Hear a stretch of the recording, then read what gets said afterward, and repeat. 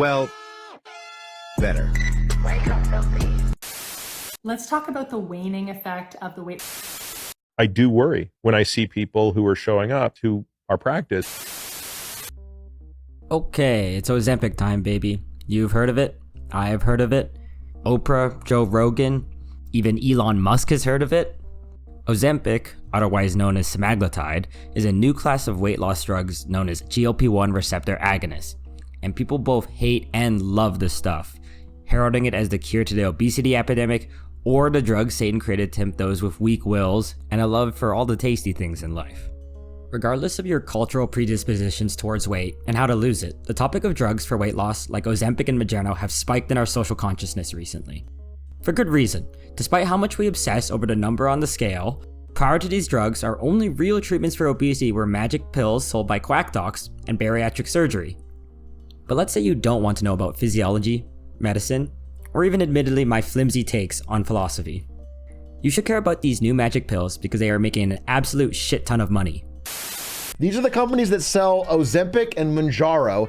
These two companies are right behind Tesla is Eli Lilly, and right just passing Walmart today is Novo Nordisk, Denmark's biggest company. This company's now bigger than Walmart, and all it does is sell a weight loss drug that you have to use for the rest of your life once you get on it. This shit is blowing up. Glucagon-like peptide 1, otherwise known as GLP-1, was first discovered in the 1970s in the lab of Dr. Joel Haebner, an academic endocrinologist at the Massachusetts General Hospital. The Europeans also found it at the same time, but I hate Europeans, so we ignored them. Wait a minute! Who are you? Although we don't understand the full mechanisms of all of GLP-1's effects, I'll use a cheeseburger as an example. So imagine yourself sliding out of the McDonald's drive-thru as one does, and you eat the cheeseburger on your way home because you have absolutely no self-control. Just a hypothetical situation. Basically, when you eat that delicious cheeseburger, it goes through your digestive tract and eventually gets to the small intestine. There, it stimulates the release of GLP-1 into the bloodstream, where it binds to specific GLP-1 receptors throughout the body, including in the pancreas, where it causes the release of insulin, which helps put those sweet, sweet cheeseburger carbs into cells to be used for important activities like playing Valorant or crying yourself to sleep. It also binds to receptors in the stomach, where it slows gastric emptying to make you feel full for longer, and on top of all that, it also interacts with the hypothalamus, the hormone-related part of the brain, to reduce appetite so you don't feel the need to eat 3 more cheeseburgers in the same sitting. All these effects are great for people that have diabetes because they reduce the amount of sugar you have in your bloodstream. The main problem, however, was that GLP-1 had an incredibly short half-life of around 1 minute, meaning that its effect was really quite short. This is where this scaly looking ass comes in. Dr. John Eng found a molecule pretty similar to GLP-1 in the saliva of the venomous Glia monster. I know what you're thinking. No, we did not go milking venomous reptiles to get our magic weight loss drug. Instead, reality is much more boring, and Dr. John Eng licensed Exidin 4 to Amylin Pharmaceuticals, whose crackhead biochemists turned it into a drug called Byetta, and thus the first GLP-1 receptor agonist was approved in 2005 by the FDA. However, this version still required an injection twice per day, and so drug companies like Eli Lilly based in America and Novo Nordisk from, somewhere in Europe, found they could alter the structure of GLP-1 ever so slightly to increase its affinity for proteins in your blood, thus making it more stable. This gave rise to products like Ozempic from Novo Nordisk and Mounjaro from Eli Lilly.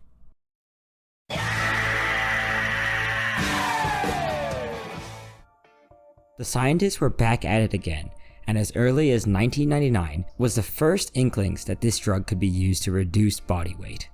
Helping those chubby little rats broke the dam open, and paper after paper started to come flying out of the woodwork for GLP-1 receptor agonists and their effect on weight. This resulted in some of the landmark clinical trials such as STEP 2 and SURPASS 2 coming out showing that GLP-1 receptor agonists were overwhelmingly successful in reducing weight in diabetic patients. And that's the key part, right?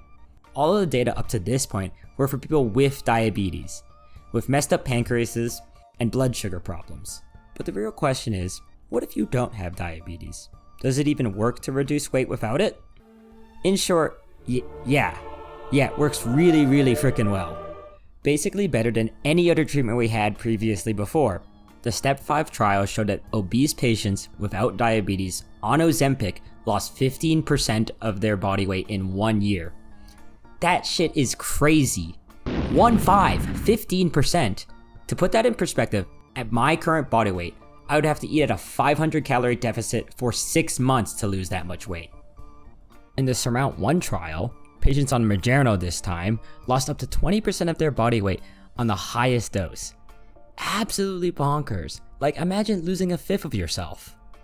And just to absolutely stunt on the Europeans over at Novo Nordisk that make Ozempic, Eli Lilly's Mounjaro showed superior weight loss at all dosages compared to Ozempic in diabetic patients. This is owing to the sneaky American chemist who snuck in another hormone into Mounjaro called glucose-dependent insulinotropic peptide, or GIP for short. This is all culminated in multiple formulations of GLP-1 receptor agonists being approved for market for weight loss specifically. Novo Nordisk's Ozempic was rebranded as Wegovy with some minor dosing changes and was approved solely for weight loss in obese patients in 2021. Eli Lilly's dual GIP-GLP-1 agonist has been rebranded from Mounjaro to Zepbound and is officially approved by the FDA as of November 8, 2023.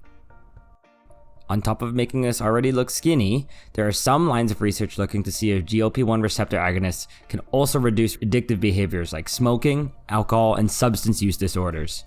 We don't have a great understanding of how this works, but mouse and rat experiments show that GLP-1 receptor agonists like Wegovy, Ozempic, the things we've been talking about so far, inhibit dopamine release in the reward circuits of the brain in response to alcohol, nicotine, and cocaine. Although this is interesting from a physiological point of view, long story short, there have been no published clinical trials on GLP-1 receptor agonists and addiction in humans, and all these hypotheses are extrapolated from rat and mouse data. Ozempic is even being looked at as a treatment for Parkinson's disease. What can't this magic drug do?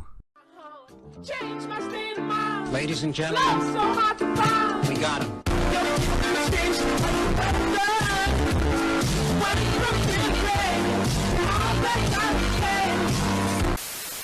Let's talk about some of these studies and the clinical trials that were performed, and kind of the flaws that are inherent to the studies themselves.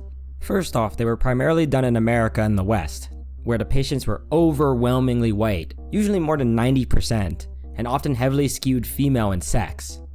This of course is a huge problem because despite mass rollout in America, we don't have a great side effect profile in anyone that's not white. This problem is being addressed with trials coming out of Asian countries like Japan and Korea that show safety and efficacy, but there are many groups of people that are still underrepresented. Another large problem with Ozempic and co. are that they have not been studied for longer than 2 years in patients, so if some problem arises as a late effect like increased risk of cancer, then we just won't know because these people haven't been studied on the drug long enough. These are not benign drugs. We don't know all of the side effects that can occur. Oh, and there are definitely side effects. Like any drug, a certain portion of the population taking them will have some type of negative experience. However, most of studies have shown that greater than 80% of the patients on these medications get some type of stomach symptom, whether that's nausea, vomiting, or dyspepsia. Of course, you're not going to be hungry if you constantly feel like throwing up. One study from British Columbia showed that Ozempic increased your risk of pancreatitis by about 10 times, your risk of bowel obstructions by about 5 times, and your risk of gastroparesis, or otherwise known as basically stomach paralysis, by about 3 times. These are serious and life-threatening conditions when they do occur and require immediate and emergent medical care. Additionally, rat models show it increases the probability of thyroid cancers. This has not been reproducible in human studies, possibly because we haven't studied the drugs long enough. Ozempic face, where your face looks hollowed out, is BS, and is just what happens when anybody loses weight rapidly. So that's the end of it, right?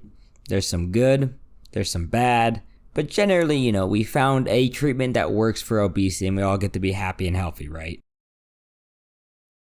So that was a fucking lie.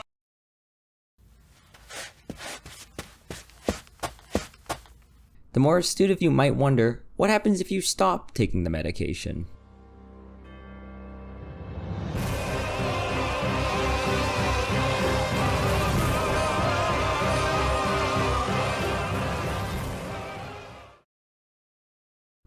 Well, a follow-up study funded by Novo Nordisk showed that after discontinuing the drug, their impressive 20% weight loss effect reduced to 5% after 1 year of being off the medication.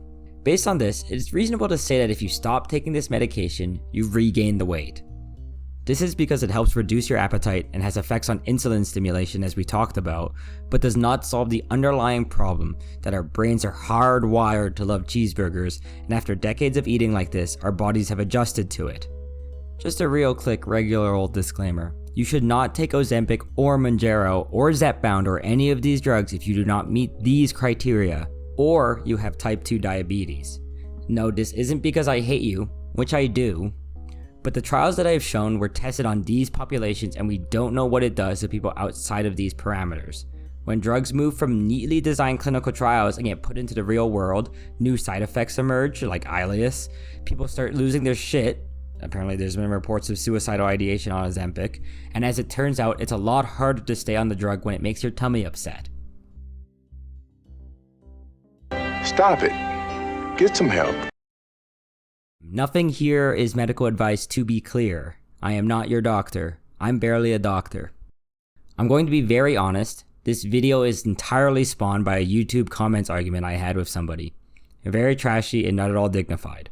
I think it is extraordinarily easy to see this as incredibly dystopian. Let me be very clear. Obesity is a disease. It is characterized by long-term energy intake that exceeds energy expenditure. What causes obesity is a complex issue with many risk factors being out of someone's control, such as genetics, socioeconomic status, access to healthcare, and environmental factors. What this highlights is that obesity is not a failure of willpower. Of course, individuals must take some personal responsibility of their health and how to improve it. But what this is all pointing to is that there are many factors that lead to obesity, and that they are complex enough that it is divorced from any individual person's choice to get on an exercise bike or eat a stick of celery. In more concrete examples, how do you have time to go to the gym if you worked 8 hours in a day and still have to clean, eat dinner, and spend time with your loved ones? How do you even afford that gym membership or the grocery store prices for healthy food if you can barely afford rent? That simple daily walk that doctors and friends and family like to prescribe to their overweight patients isn't possible because American and Canadian cities are intrinsically set up so that walking or biking anywhere meaningful is incredibly inconvenient at best and dangerous at worst.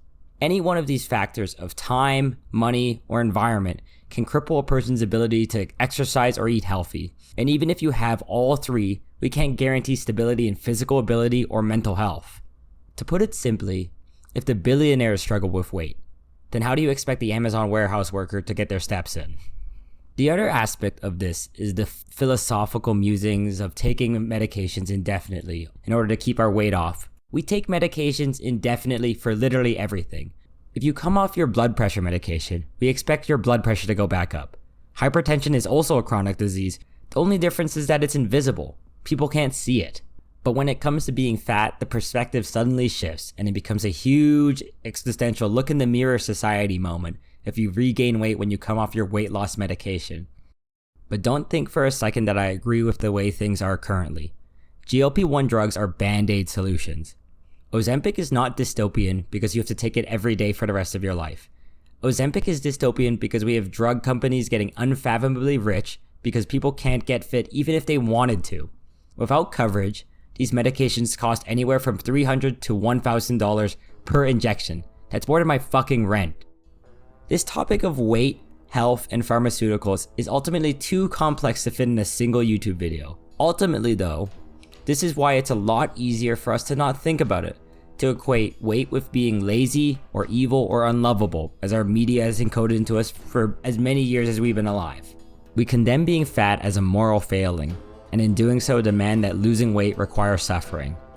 That an injection once a week is too easy. That you can somehow lose weight the wrong way.